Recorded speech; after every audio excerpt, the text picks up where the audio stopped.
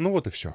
Российский бюджет приплыл конкретно. Деньги могут просто закончиться. Об этом заявили в российском Минфине. Путин доигрался так, что по прогнозам специалистов из Минфина в бюджете может возникнуть серьезная дыра. В 2026 году нефтегазовые доходы могут оказаться значительно ниже плана, ведь Россию снимают с нефтяной иглы. Стоимость нефти Юрлс опустилась до пятилетнего минимума. Плюс к этому, чтобы лишь продавать нефть Индии и Китаю, компании делают скидки до 50%. Доходы от нефти и газа уже просели наполовину. И власти планируют закрывать дефицит за счет фонда национального благосостояния, который и так наладан дышит. При текущих ценах денег в фонде может хватить на год-полтора, так что скоро от фонда национального благосостояния, как и от благосостояния граждан, может в принципе не остаться и следа. Иначе говоря, запас прочности у бюджета резко сокращается. Так что придется вскоре кое-кому продавать свой дворец в Геленджике.